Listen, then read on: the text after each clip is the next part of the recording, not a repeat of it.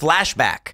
Trump said, you know, I just found out that Democrats are funding Nikki Haley's campaign. I hear that Democrats are contributing to Ron DeSantis.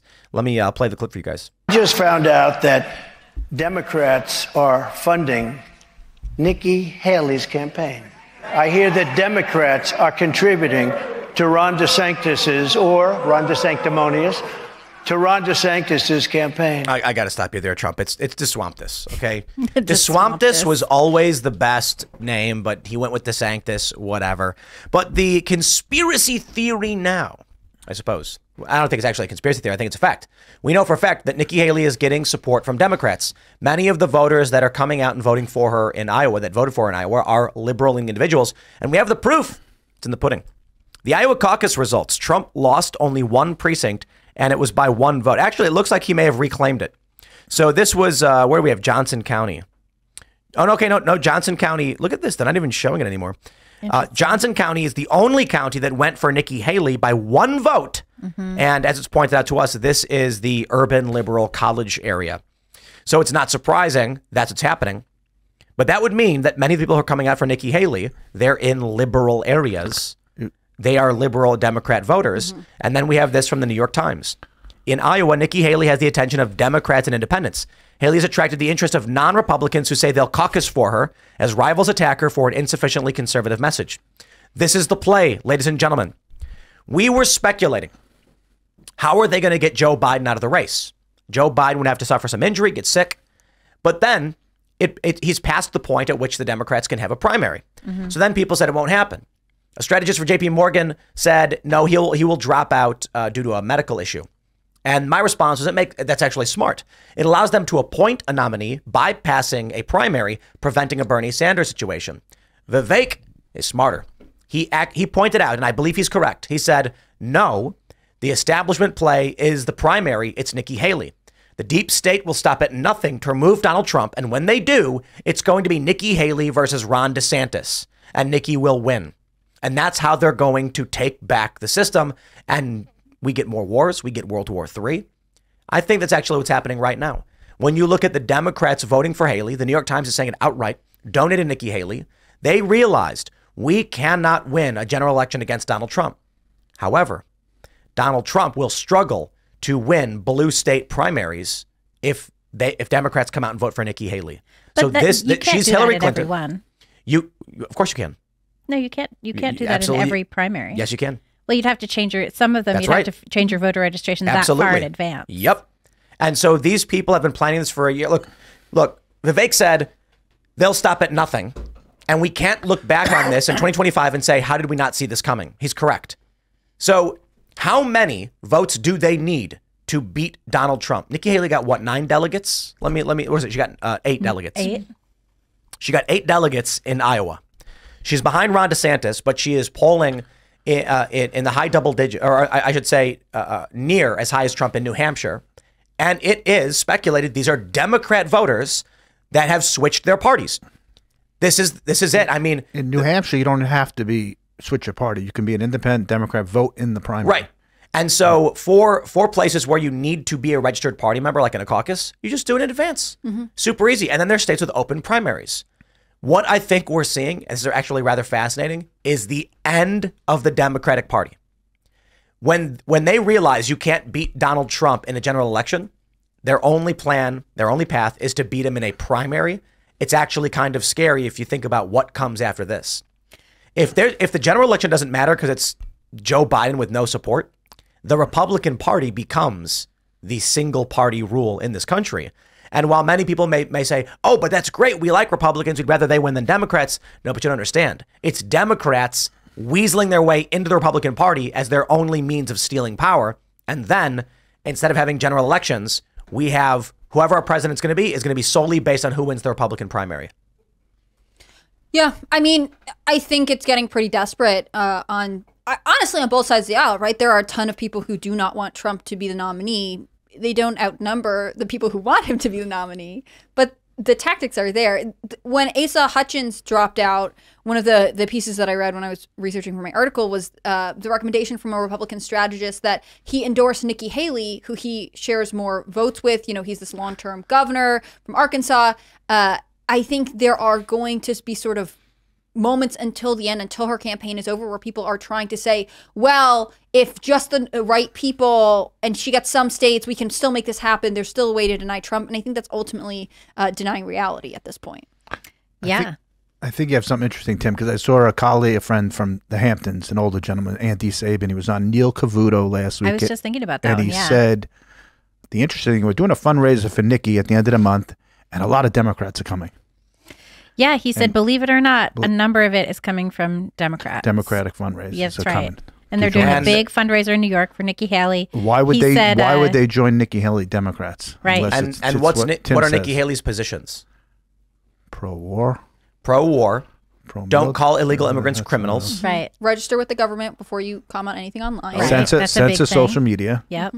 She's definitely sort of the Hillary Clinton of this campaign. She's even running on, I'm a woman, elect me. Right. That's a qualification somehow. And she likes to talk about her high-heeled shoes. None of this relates to me at all. I think if you were really a candidate, you wouldn't have to, you being a woman would be like a fun benefit, right? But it wouldn't be the major tenet of your campaign. This ad impacted the study, and they were talking about the top themes that each of the candidates during their ad spends have, because Republicans have spent like $230 million so far. Waste, yeah. And Trump is talking about illegal drug trafficking. He's talking about the border. He's talking about policy. He's talking about trade. And both DeSantis and Nikki Haley are talking about China, which, fair. And they're talking about character, which is just code for they're trying to say we're better than Trump. And I can't even remember the last thing they talked about because it's just so irrelevant. They are trying to separate themselves from Trump, and Trump is the one setting the pace for policy. Well, the thing is, Trump is able to run on a lot of the same policies and ideas that he did in 2016 because he had 4 years. He did a lot of really good things. Biden took over, literally reversed everything on purpose. And now it's like, oh, we're back here now. We have to redo it.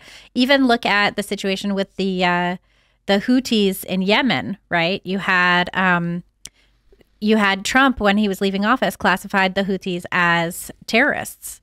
The day he came into office, Biden reversed that, and he said, no, they're not terrorists. And the reason that he reversed it was for apparently humanitarian reasons, which is the same reason we're throwing money at Gaza, right? So that Hamas can massacre people again. But now Biden's talking about, oh, I better make the Houthis, classify them as terrorists. And it's like, they've been terrorists this whole time. Mm-hmm. So he literally came into office, reversed all the good things Trump did, made a whole bunch out of spite. Out of spite. That was the worst part. Did a whole bunch of really bad things. And in terms of the border wall, reversed the concept of the border wall and then left all the equipment and supplies just sitting there rotting, waiting for nothing, with people climbing over it. And then had to restart up the border wall anyway, even though now that's, irrelevant. Well, now because it's humanitarian. It's just too late. They're going to try and spin it so that right. whatever they did was the correct thing to do. But so Trump is able to run on the same stuff that brought him into office in the first place, the same reasons. Mm-hmm. Now on to the good things Joe Biden has done. Oh, it's very quiet now. He's got a 33% approval rating. It's rough. Can we think of anything? Nothing. Come on, let's be as nice as we can. Nothing. I can't. He's been pro pardoning people for some drug offenses, which, depending on your stance on that could be perceived as a good thing. He's given us some of the best memes of the day and age. The marijuana pardoning thing was dumb because there's nobody in prison at the federal level. Exactly. For possession. It's look, when all the rambunctious left progressives were anti-Israel, he stood up a little bit. But I just read recently he hasn't talked to Bibi, the prime minister, in like 3 or 4 weeks. That's right. Yeah, but he's not incredible. Being wishy-washy is like, what's a good thing he's done? Being like halfway there is not a good thing. Right. It's like, well, he was like tepid here. No. What was he good on? I'm trying to be honest. Like, I want to think of something because I feel like it's too easy to be like everything he did is awful and he's terrible. Like, I want to be analytical and say like, well, maybe this was good, but it's very hard. Well, I remember during Trump's presidency, so when he won in 2016, I remember thinking, okay, like I didn't vote for Trump in 2016, but he's the president. I'm going to support the president and I'm going to watch what he does and see what his policies are and go from there. And then he kept coming out with policies. I was like, that's good. Well, that's good. That's good. And with Biden, I did the same thing. I was like, I didn't vote for Biden. I wisened up. I voted for Trump. I didn't vote for Biden. And I thought, okay, well, I'll watch. I'll see what he does.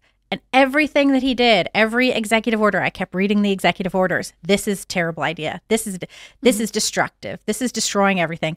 I can't think. I've been tracking his time in office since he took over, and I can't think of a single good thing that he did where I was like, oh, that's good. I'm glad he did that. I can't think of anything at all. I mean, even with Obama, I remember, he made some efforts to encourage private investment in space travel, and I was like, that's good. Yeah, right. But was Hunter Biden on the board of the space travel company? Yeah, it's always the question. I mean, it's to me not a good sign that there is a president that we can't off the bat be like, this one seems okay. Well, look at what he did on his first day in office, right? He pushed equity. He pushed weird gender stuff. He reversed the border wall. Right. He declassified the Houthis as terrorists. Well, he did so many terrible things. And he said during his first campaign speech a couple weeks ago,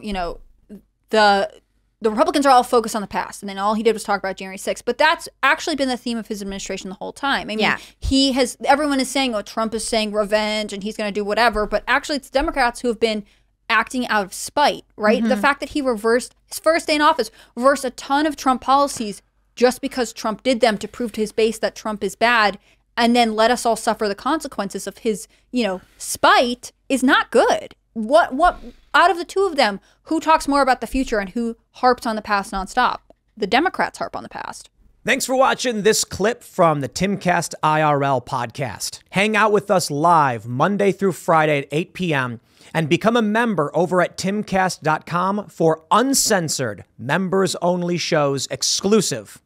Thanks for hanging out, and we'll see you all next time.